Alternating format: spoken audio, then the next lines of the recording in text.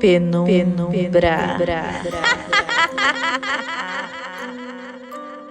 Oi, meu povo! Como é que vocês estão? Vocês estão bom? Hoje estou trazendo a história da Brenda. É uma história aí que aconteceu na família dela, que envolve medo, mistério, mas também tem um pouquinho aí de tristeza, né, com tudo que aconteceu dentro da família dela. Então, bora começar?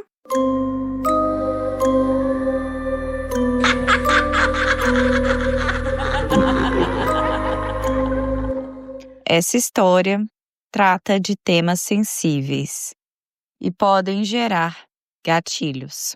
Ouça com cuidado. Bom, essa história já tem 17 anos, tá? Então foi há 17 anos atrás. E aí, pra gente não se perder, né, nisso tudo aqui, nós vamos dar alguns nomes para facilitar. A Brenda foi a ouvinte que me mandou a história. A dona Margarida é a avó da Brenda, o seu Antônio é o avô da Brenda. Tem o tio João, que morava ali com o senhor Antônio e a dona Margarida. Temos a Ágata, o Rafael e a Laura, que são os irmãos da Brenda. A Ana é a mãe da Brenda e o Marcos, o pai da Brenda. O pai da Brenda sendo policial e a mãe enfermeira. A Brenda, os irmãos e os pais moravam numa casa e os avós com o tio João moravam em uma outra casa próximo, tudo dentro aí da mesma cidade. Vamos colocar como se fosse Formiga em Minas Gerais. Na casa do senhor Antônio e da dona Margarida, era uma casa conjugada com um bar que eles tinham. Então, ali era um negócio que mantinha aquela família. O tio João sempre ajudava e estava ali um pouco à frente dos negócios para ajudar os pais que já estavam um pouco mais velhos. Essa casa, né, era uma casa conjugada com uma chácara, então tinha ali o bar na frente, a casa, e atrás eles criavam porcos e matavam porcos para poder vender também. Inclusive, a Brenda relata que ela deixou de comer carne por conta disso, né, das coisas que ela via lá, dos porcos e tudo mais. Passado aí um tempo, o senhor Antônio, ele foi diagnosticado com diabetes. E ali foi muito difícil para a família, né? A Ana, mãe da Brenda, era enfermeira, então ajudava ali a cuidar do pai com os tratamentos e tal. Mas é sempre muito difícil e quando ela vem de uma forma mais severa, né, é muito complicado. E a diabetes, para quem não conhece muito bem, existe uma coisa que chama pé diabético. Então, quem tem diabetes, ele acaba ficando com uma fragilidade um pouco maior na região dos pés, podendo machucar com mais facilidade, coça. A diabetes, ela também vem com o risco aí de diminuir a quantidade de sangue que vai para suas pernas, então a circulação ela é diminuída e com isso também pode ocasionar coceira. E a própria coceira do paciente que faz ali faz com que gere machucados e como o nível, né, de insulina está baixo, para poder cicatrizar, não consegue cicatrizar da forma adequada, gerando aí o pé diabético e fazendo com que a pessoa acabe ficando com os membros machucados, dificulta aí a mobilidade da pessoa. Então, é bem complicada essa parte e a Brenda fala que ela lembra disso, né, da mãe cuidando, da avó, ficando triste por causa disso.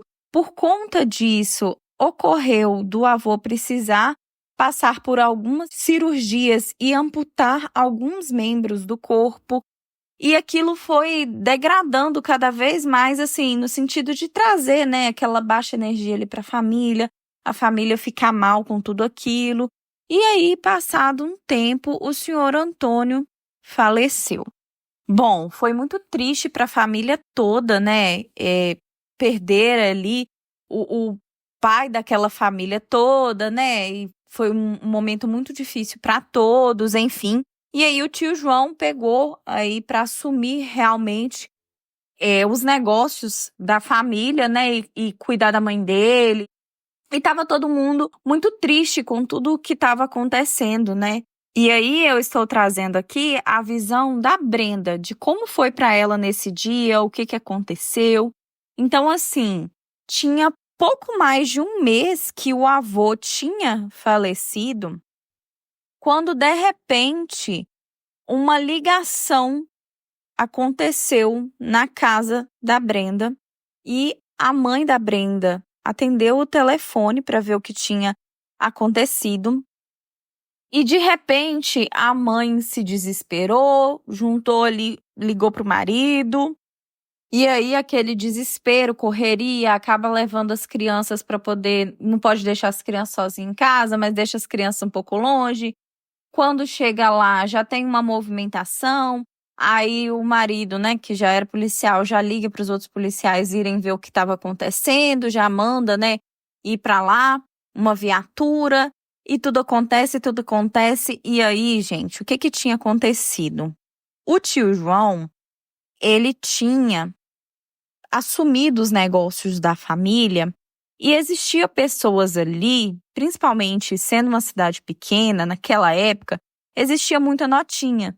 Então a pessoa, ela comprava algo e ficava na notinha dela e no final do mês, quando ela recebia, ela ia ali e acertava. Tem gente que acerta semanalmente, tem gente que acerta quinzenalmente e tem gente que acerta uma vez por mês. Faz a compra toda ali, pega o que precisa, vai anotando, chega no final do mês e paga. E isso acontece muito em cidade pequena, porque vai muito da confiança. É feita ali, não tem nem nota promissória daquilo. É feito num caderninho e vai na confiança mesmo, porque você conhece aquela pessoa e tal. Com isso, o tio João, ele foi cobrar algumas pessoas que estavam devendo já há um tempo e não tinha pago, né? E como o pai dele tinha falecido e tudo mais, e ele assumiu essa responsabilidade, então ele foi atrás de algumas pessoas para poder ver, olha, fulano precisa pagar e tal. E aí, o que que aconteceu? O tio foi cobrar um cara e ele foi cobrar, gente, R$10 na época. Era coisa de R$10. O tio foi cobrar, o cara falou que não ia pagar, gerou uma leve discussão, o tio voltou para casa e quando ele voltou para casa, o cara que ele tinha ido cobrar os R$10 estava com uma peixeira na mão, eles começaram a brigar e ele acabou esfaqueando o tio João e o tio João havia falecido. Então, alguém que foi lá no mercado, não viu ele, foi olhar na chácara e encontrou o tio João caído, ensanguentado lá na chácara, porque ele tinha ido mexer com os porcos e ele estava caído lá. E foi aí que eles ligaram e tal. Então, já veio polícia, veio ambulância, veio todo mundo olhar o que tinha acontecido. E aí, gente, imagina o baque dessa família de ter perdido o senhor Antônio e um mês depois o tio João falecer de uma forma tão trágica como foi e de uma forma tão banal, sabe? Porque foi só R$10. E aí o tio João foi cobrar e no intuito, assim, a Brenda inclusive fala, provavelmente ele foi normal cobrar, né, pra saber que dia que ele ia acertar e tal.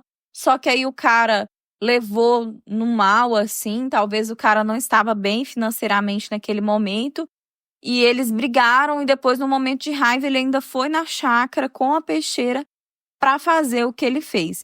Então ali, o luto daquela família tava, assim, esdracerante, né, gente? Porque morreu o avô de Brenda, aí veio o tio, como a mãe era enfermeira, né, ela acabou vendo ali como que ele estava, acabou vendo o corpo, fez reconhecimento, né? Apesar de que ali na cidade todo mundo conhecia, sabia que era ele, teve que fazer reconhecimento, entender o que tinha acontecido, aí tem que vir a perícia e olhar e tal.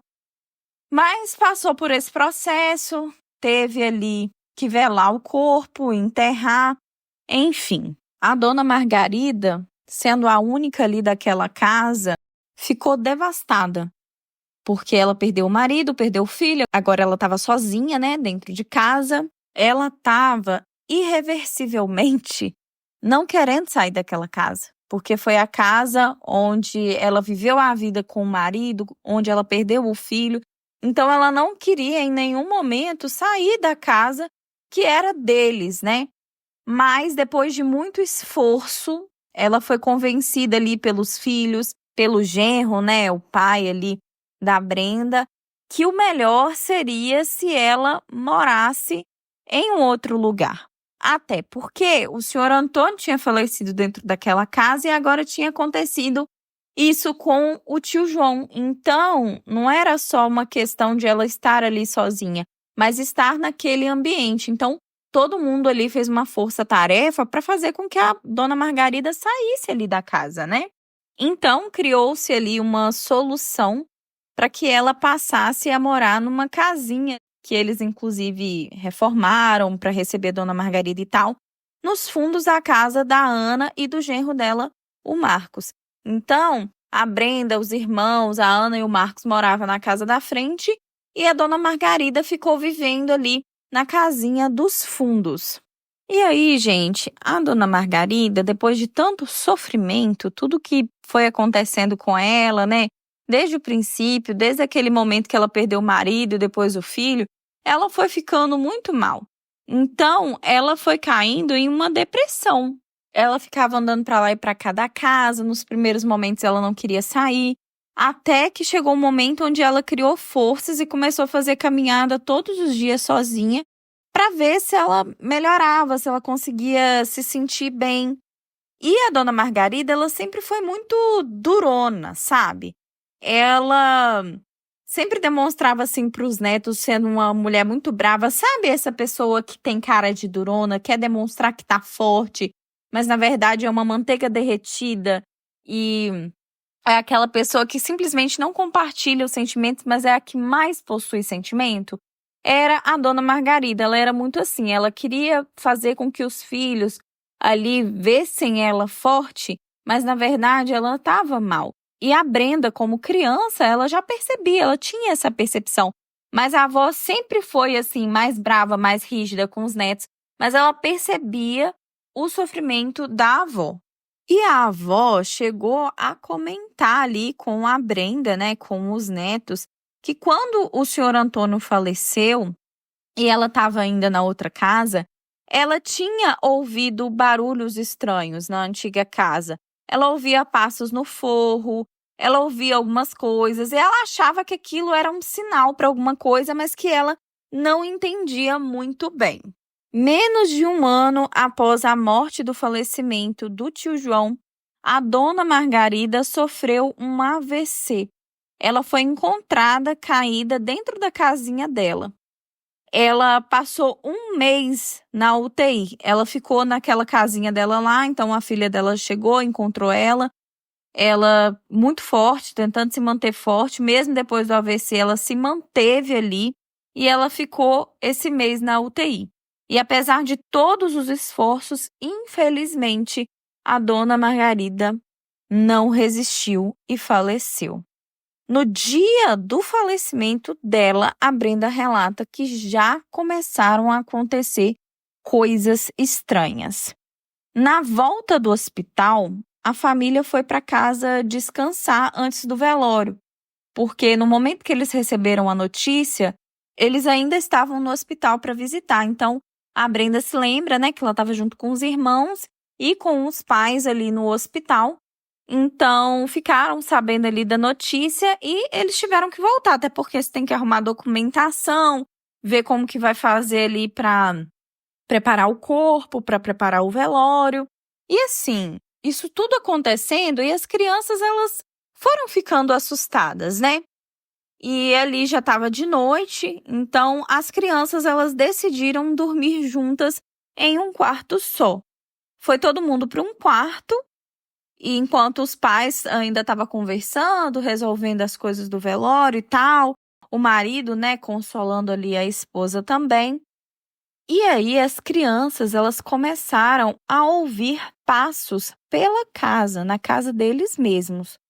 Sons que eram nítidos. E assim, era nítido que eram de pessoas diferentes. Então a Brenda, ela relata que dava para perceber que tinha mais de uma pessoa, tinha mais de um passo. É como se tivesse pesos diferentes também nos passos, sabe?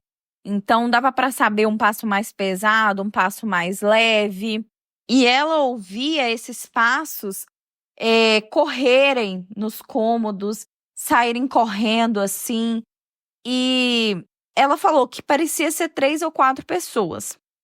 Os passos, eles saíam da sala para a cozinha, ia de volta para a sala, e em um dado momento parecia que todos tinham saído correndo pela porta. O medo tinha sido paralisante. Ela ouviu os passos assim, chegou um momento que todos se uniram e saiu pela porta para ir lá para fora. Depois disso, muita coisa aconteceu ali naquela casa. Eles tinham um cachorrinho, o Rex, que na verdade era da dona Margarida. Então ela tinha esse cachorrinho desde quando ela morava na outra casa. E esse cachorrinho, a Brenda fala que ele parecia que ele já pressentia que algo ia acontecer com a dona Margarida. E depois que a Margarida faleceu também. Esse cachorro, ele ficou latindo insistentemente antes do falecimento da dona Margarida. Em casa mesmo, quando a dona Margarida estava no hospital, ele ficou latindo. E pouco tempo depois, assim, ele era aquele cachorro que ele não aceitava ficar do lado de fora ou ir para a casa da frente. Ele queria ficar na casa dos fundos. Então aconteceu de vezes do pai da Brenda abrir a porta para ele ficar lá naquele cômodo. A dona Margarida já tinha falecido, mas ele queria ficar lá. Ele parou de comer, parou de beber, levou no veterinário, fez o que era necessário, mas ele foi minguando até o Rex também falecer. Ele tinha sido tomado pela tristeza ali, né? A Brenda relata que ela lembra muito bem do tio João, que ele era um cara muito protetor, muito amigo, muito bom para os sobrinhos e que ele parecia nunca ter deixado a família, sabe? Ela sempre sentia a presença dele e ele muito próximo ali. E ele sempre foi muito próximo da Brenda, ele brincava muito com a Brenda e tudo mais. E teve um dia que ela estava muito triste, chorando por causa de tudo, e ela sentiu como se ela tivesse sido abraçada e consolada. E ela chega a mencionar que ela chegou a sentir o cheiro dele, que ele tinha um cheiro, e ela sentiu este cheiro, né?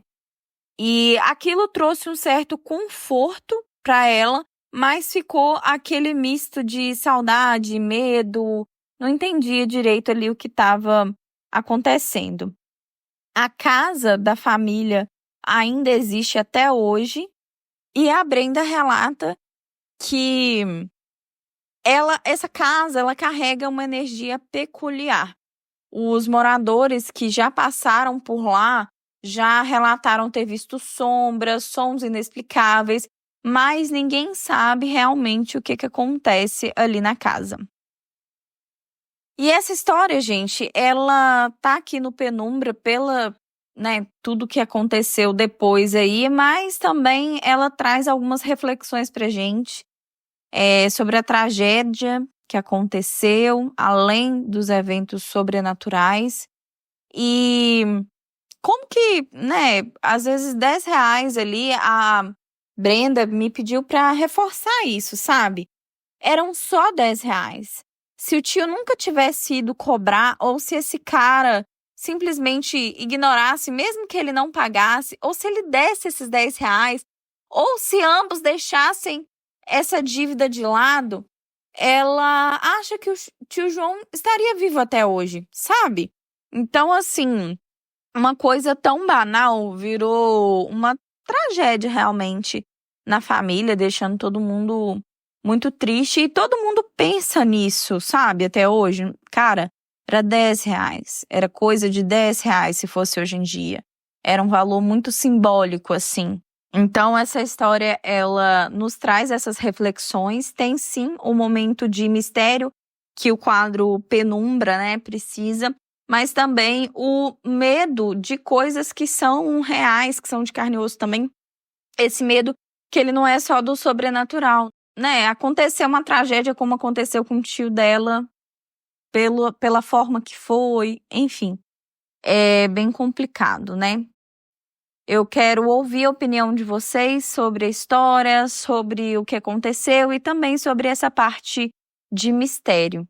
Sejam cautelosos no momento aí de falar sobre essa história em nosso grupo do Telegram e também no momento que vocês forem comentar, tá bom? É isso, gente. Eu encontro vocês na próxima história e lá no grupo do Telegram. Eu vou ficando por aqui. Um beijo!